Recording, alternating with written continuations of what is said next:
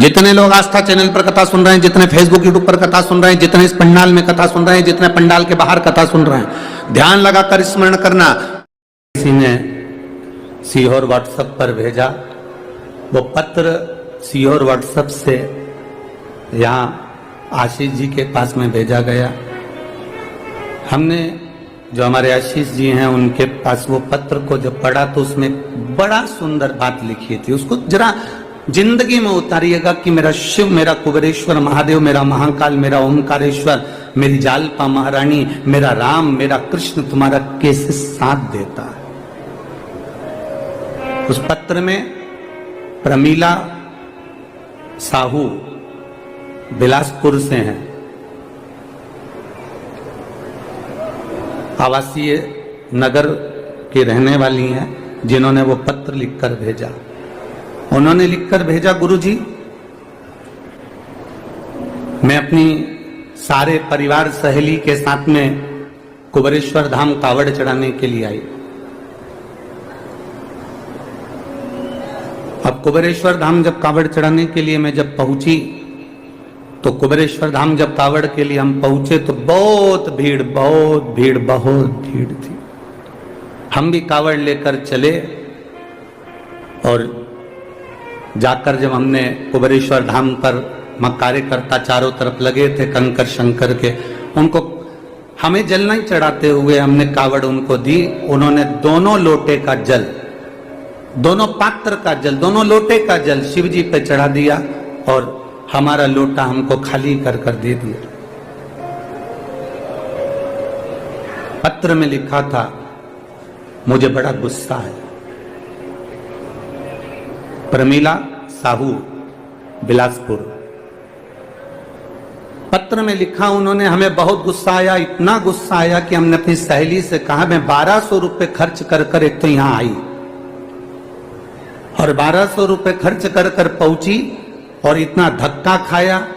इतना धक्का खाने के बाद बाबा को जल चढ़ाया और जल चढ़ाने के बाद वो सीहोर वाला महाराज ने कहा था, गुरुजी ने कहा था कि एक लोटे का थोड़ा सा जल अपने घर लेकर जाना और उसको अपने परिंदे के पास, अंडे के पास एक कटोरी में उसको चढ़ाना था। पर मेरा तो पूरा जल वहां चढ़ गया, अब मेरे को जल नहीं मिला, मेरा तो 1200 रुपए खर्च हो गए। इतना मेहनत करी, इतनी दूर से आई, इतनी तकलीफ होगी और इतना मेला ठेला में पहुंची, उसके बाद भी मुझे जल नहीं मिला।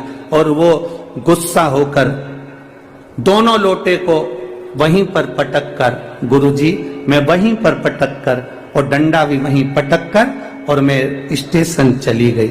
स्टेशन गई मेरी सहेलियों के साथ में अपनी गाड़ी में, ट्रेन में, जिसका रिजर्वेशन करा के आई थी, बैठ गई।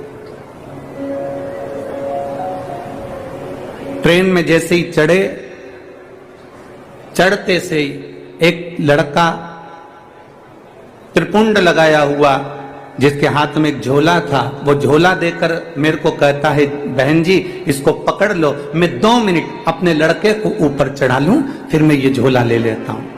वो झोला पकड़ा कर नीचे लड़के को लेने गया और वो आया ही नहीं और ट्रेन चल दी। अब वो झोले की चिंता, पहले से ही तो हम इतने परेशान, ऊपर से वो झोला दे गया।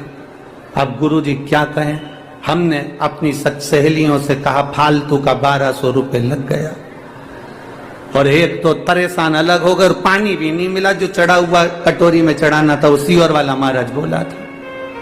अब वो झोला पकड़ा कर, वो झोला लेकर गुरुजी हम बिलासपुर आ गए और बिलासपुर में हमारे बच्चे लोग झोले को कहा, माँ ये किसका लिया है? तो मैंने कहा देख ले, उसका एड्रेस या कोई आईडी प्रूफ होगा तो भेज देंगे।